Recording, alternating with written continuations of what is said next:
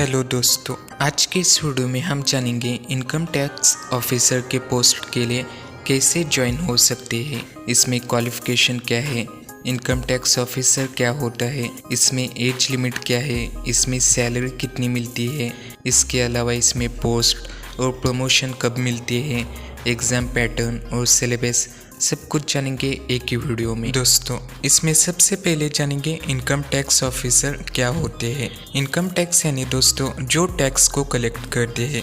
देश चलाने के लिए दोस्तों गवर्नमेंट को पैसे की ज़रूरत है। जो इनकम टैक्स ऑफिसर होते हैं वो टैक्स कलेक्ट करके गवर्नमेंट को देते हैं। इसी टैक्स से दोस्तों हमारा देश चलता है। यही काम इनकम टैक्स ऑफिसर का होता है। दोस्तों, अगर आपको इनकम टैक्स ऑफिसर बनना है तो इसमें आपके पास दो ऑप्शन आते हैं। फर्स्ट आता है एसएससी सीजीएल एग्ज़ाम के माध्यम से, यानी कंबाइंड ग्रेजुएट लेवल एग्ज़ाम। इस एग्ज़ाम को देकर आप इनकम टैक्स इंस्पेक्टर बन सकते हैं। सेकेंड आता है यूपीएससी एग्ज़ाम। इस एग्ज़ाम को देकर आप additional commissioner of income tax officer की पोस्ट पर डायरेक्ट ज्वाइन हो सकते हैं। अगर आप एसएससी सीजीएल के माध्यम से इस पोस्ट को ज्वाइन होना चाहते हैं तो इसमें 10 से 15 साल का समय लगता है। वहीं पर अगर आप यूपीएससी एग्ज़ाम को क्लियर करते हो तो आपको सबसे पहले additional commissioner of income tax officer की पोस्ट दी जाती है। बात करें दोस्तों इसमें क्वालिफ़िकेशन के लिए, तो इसके लिए दोस्तों आपका ग्रेजुएशन कंप्लीट होना चाहिए, चाहे आप आर्ट्स, साइंस, कॉमर्स किसी भी बैकग्राउंड से क्यों ना हो। वहीं पर बात करें इसमें एज लिमिट की, तो इसमें 18 से लेकर 13 इयर्स तक की एज लिमिट है। इसके अलावा दोस्तों इसमें कुछ पोस्ट के लिए अलग अलग एज क्वालिफिकेशन भी है, जैसे कि 27, 30, 31। इसके अलावा इसमें ओबीसी कैंडिडेट को 3 साल और SC/ST कैंडिडेट को 5 साल की एज में छूट दी जाती है। बात करें दोस्तों इसमें सैलरी की, तो एक इनकम टैक्स ऑफिसर को स्टार्टिंग में 16 से लेकर 17,000 रुपये तक की सैलरी मिलती है। इसके अलावा इन्हें मेडिकल फैसिलिटी, टीए यानी transport allowance, house rent allowance, insurance cover जैसे बहुत से फैसिलिटी इन्हें मिलती है। बात करें दोस्तों इसमें सिलेक्शन प्रोसेस का, तो इसमें सबसे पहले आपका टायर 1 एग्ज़ाम होता है जिसको आपको सिर्फ क्वालिफाई करना होता है। इसके बाद में टायर 2 एग्ज़ाम होता है।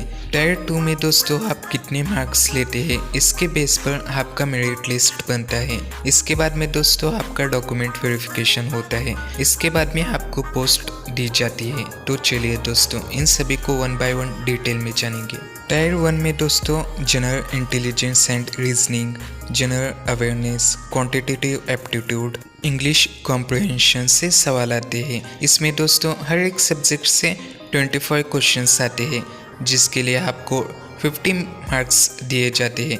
यानी हर एक सही जवाब देने पर आपको 2 मार्क्स मिलते हैं और हर एक गलत जवाब देने पर आपको 0.50 मार्क्स काट दिए जाते हैं। इसके लिए दोस्तों आपको टोटल 1 घंटे का समय दिया जाता है। ये पेपर दोस्तों टोटल 100 क्वेश्चंस आते हैं, जिसके लिए आपको 200 मार्क्स दिए जाते हैं। बात करें दोस्तों इसमें टायर 2 की, तो जब आप टायर 1 को क्वालिफाई करते हैं तो उसके बाद में टायर 2 आता है। टायर 2 में दोस्तों 2 सेक्शन होते हैं। इसमें सेशन 1 में मैथमेटिक्स से 30 क्वेश्चन आते हैं, जिसके लिए आपको 90 मार्क्स दिए जाते हैं। वहीं पर रीजनिंग से भी 30 क्वेश्चन आते हैं, इसके लिए भी 90 मार्क्स दिए जाते हैं। वहीं पर इंग्लिश से 45 क्वेश्चंस आते हैं, जिसके लिए आपको 135 मार्क्स दिए जाते हैं। वहीं पर जीके से भी 25 क्वेश्चंस आते हैं, जिसके लिए आपको 75 मार्क्स दिए जाते हैं। ये सेशन 1 और सेशन 2 को दोस्तों इसी के बेस पर आपका मेरिट लिस्ट बनता है। वहीं पर जो कंप्यूटर टेस्ट होता है उसमें भी आपको 20 क्वेश्चन दिए जाते हैं, जिसके लिए आपको 60 मार्क्स दिए जाते हैं। इसको सिर्फ आपको क्वालिफाई करना होता है। टोटल दोस्तों इसके लिए आपको 2 घंटे 15 मिनट का समय दिया जाता है। इसके अलावा दोस्तों इसमें डाटा एंट्री ऑफ टेस्ट होता है, इससे भी सिर्फ आपको क्वालिफाई करना होता है। इसके लिए आपको 15 मिनट का समय दिया जाता है। इसमें हर एक सही जवाब देने पर आपको 3 मार्क्स मिलते हैं। वहीं पर हर एक गलत जवाब देने पर आपको -1 नेगेटिव मार्क भी मिलता है। दोस्तों टायर 1 और टायर 2 कंप्लीट करने के बाद आपका डॉक्यूमेंट वेरिफिकेशन होता है। इसके बाद में आपको पोस्ट दी जाती है। बात करें इसमें कौन कौन से पोस्ट आते हैं और आपको कब प्रमोशन मिलता है, तो इसमें सबसे पहले टैक्स असिस्टेंट की पोस्ट दी जाती है। दोस्तों, जिन कैंडिडेट का रैंक एसएससी सीजीएल में अच्छा होता है उनको इनकम टैक्स इंस्पेक्टर की पोस्ट दी जाती है। वहीं पर जिन कैंडिडेट का रैंक अच्छा नहीं होता उनको सबसे पहले टैक्स असिस्टेंट की पोस्ट दी जाती है। 3 साल का एक्सपीरियंस होता है तो आपको सीनियर टैक्स असिस्टेंट की पोस्ट दी जाती है। जब इसमें 3 साल की आपको एक्सपीरियंस होता है तब आपको इनकम टैक्स इंस्पेक्टर की पोस्ट दी जाती है।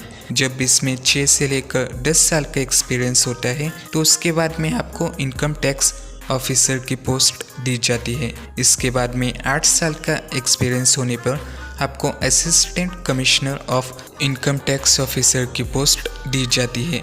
ये पोस्ट दोस्तों, जो कैंडिडेट यूपीएससी के माध्यम से इनकम टैक्स ऑफिसर बनना चाहते हैं उनको सबसे पहले ये पोस्ट दी जाती है। बात करें इसमें नेक्स्ट पोस्ट की, जब assistant commissioner of income tax में आपको 4 से 6 साल का एक्सपीरियंस होता है तो उसके बाद में आपको deputy commission of income tax officer की पोस्ट दी जाती है।